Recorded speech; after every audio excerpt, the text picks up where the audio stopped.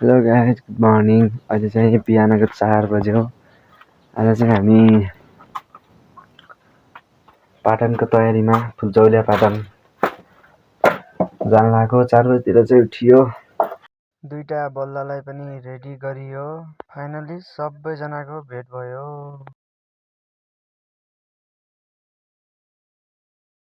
ल गाइज, हामी चाहिँ आइपुग्यौँ ठाटा पर्थिनी स्कुल।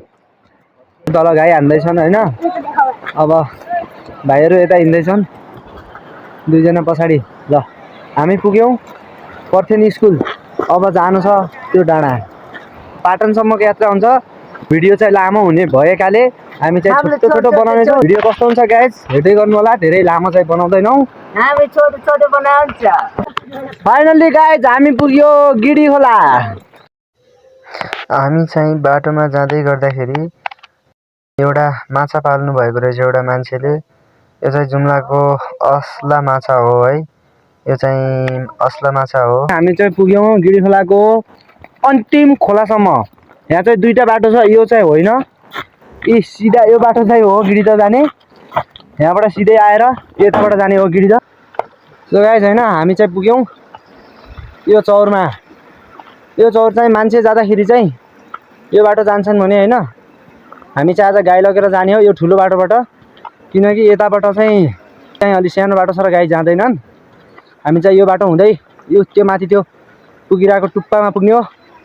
सो गाइस भिडियो हामी लामो भए पनि हजुरहरूलाई चाहिँ थोरै थोरै स्टेपहरू गरेर चाहिँ हजुरहरूलाई हामी देखाउनेछौँ फुलचौलिया पाटनको रमाइला दृश्यहरू। भाइहरू चाहिँ गाई लगेर अगाडि गइसके है। सो गाइस यस्तै छ। हजुर पनि आउनु होला एकचोटि जुम्ला घुम्न। जुम्लाको गिडी ध जाने फुलचौलिया पाटन। हामीले चाहिँ पुग्नुपर्ने यो माथिको डाँडा हो। यो डाँडामा चाहिँ पुग्नुपर्ने छ। गाइस चल्लाले चाहिँ मार्दो रहेछ यो धुवाँ चाहिँ। साथमा सानो सानो चल्लाहरू लागेर चाहिँ हैरान बनाइराख। यो चाहिँ हो गाइस जुम्लाको अर्ग्यानिक गहुँ। यो गहुँ चाहिँ यति पोसिलो हुन्छ कि पिठो बनाएर खानुपर्छ गाइस, मिठो हुन्छ। यो चाहिँ जुम्लाको अर्ग्यानिक गहुँ, अर्ग्यानिक ठाउँ।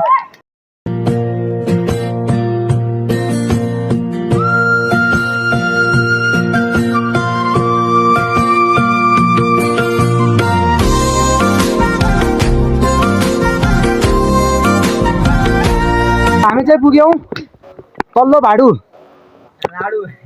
पुग्यो होइन। फाइनल्ली यतिको रमाइलो छ गाइस। गर्मीले पनि सताइरहेछ। यस्तो छ गाइस भाडु। आउनुहोस् हजुरहरू पनि घुम्न, रमाइलो छ। स्वर्ग हेर्ने हो स्वर्ग।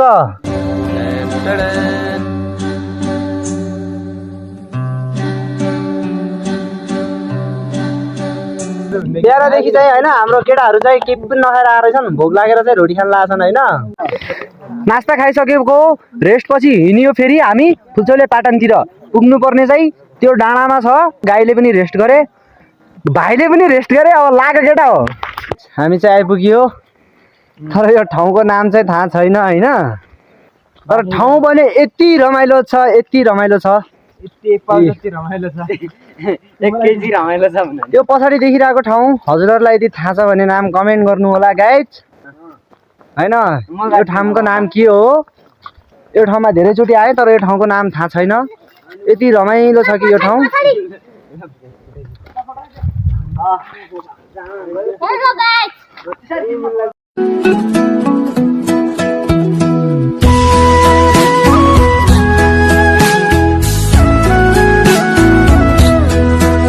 हामी चाहिँ पुग्यौँ माथिल्लो भाडु। अब यहाँबाट पार्न फुलचौलिया पाटनमा करिब आधी घन्टा वा 1 घन्टाको यात्रामा फुलचौलिया पाटन पुग्छौँ। यस्तो छ अवस्था। यो हो माथिल्लो भाडु।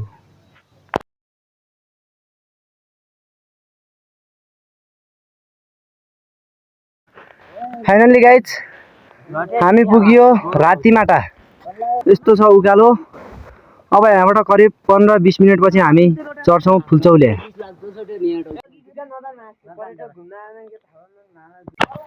फाइनल्ली गाइज हामी पुग्यो फुलचौले पाटन। यस्तो छ गाइज फुलचौले पाटन फाइनल्ली पुग्यो हैन। केटाहरुको सँग यस्तो भएछ गर्मीले। स्वर्ग हेर्ने स्वर्ग।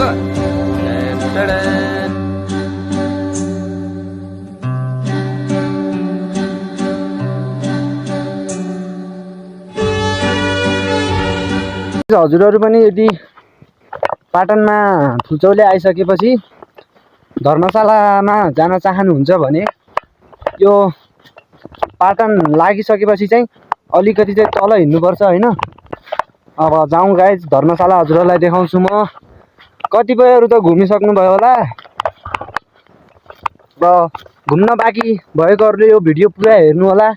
र धर्मशाला हामी तपाईहरुलाई पुरै देखाउने छौं हैन। रमाइलो छ गाइज एकचोटी फुर्सद मिलाएर आउनु होला अवश्य। हामीले चाहिँ अब गाई चाहिँ यहाँ छोड्दियौं हैन।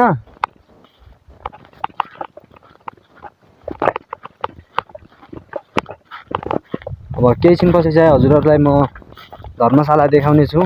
फाइनल्ली गाइज म चाहिँ आइसके धर्मशाला। यही हो गिरिदह पर्यटक गर्न जाने पाहुनाहरुको लागि चाहिँ बनाएको धर्मशाला हो यो। र कस्तो छ त धर्मशाला यो चाहिँ म हजुरहरुलाई देखाउने नै छु। यो चाहिँ अस्ति गिरिदह घुम्न आउनु भएकोहरुले चाहिँ बनाएको टेन्टहरु हो। यहाँ छ पारी छ। यो टेन्टहरुमा चाहिँ उहाँहरु बस्नु भएको गिरिदह घुम्न आउने मान्छेहरु। र मेन धर्मशाला भनेको चाहिँ यो यहाँ धेरै जना 15 देखि करिब 15 देखि 20 जना सम्म चाहिँ यो धर्मशालामा चाहिँ आएर बस्न मिल्छ हैन। यहाँ जति नै पर्यटकहरु आए पनि फोहोर चाहिँ त्यति साह्रो छैन किनकि फोहोर व्यवस्थापन गरिदिन्छन् सबैले। यो हो पानी खाने धारा। पानीको पनि व्यवस्था छ। यहाँ धाराको पनि व्यवस्था छ। चिसो चिसो पानी यो चाहिँ बचेको यो खाडल भएको पानी चाहिँ यो हामीले लगाएको गाईहरु आएर चाहिँ खान्छन् हैन। केटाहरु चाहिँ आइसकेका थिए। म चाहिँ अलि पछाडी थिए हैन। त्यसले देख्न सक्नुहुन्छ हैन। यहाँ चाहिँ फोहोर व्यवस्थापन गर्ने ठाउँ हो यो खाल्डाहरु। यहाँ टोयलेटको पनि व्यवस्था छ। यस्तो छ गाइज। यहाँ भित्र पनि यस्तो छ व्यवस्था। हजुरहरु आउनु होला पक्कै पनि एकचोटी गिरिदह पर्यटन गर्न वा फुलचौले पाटन। यस्तो छ गाइज ठाउँ। धेरै भन्दा धेरै सोचे भन्दा पनि राम्रो छ। आजको सामान हैन यो धर्मशालाको रेस्ट पछि चाहिँ हामी लागे उता जडीबुटी खोज्नतिर। केही जडीबुटीहरु पाइयो भने चाहिँ लानु पर्यो हैन। यो चाहिँ गिरिदह यो धर्मशाला यसको ठ्याक्कै आरिपट्टि यो चाहिँ गिरिदह जाने बाटो हो। यहीँबाट चाहिँ गिरिदह चाहिँ जान मिल्छ है। यो चाहिँ गिरिदह जाने बाटो। हामी चाहिँ उयो सानो बाटो हुँदै केही जडीबुटीहरु चाहिँ खोज्न जानला। गाइज हामी जाँदैछौँ जडीबुटी टिप्न।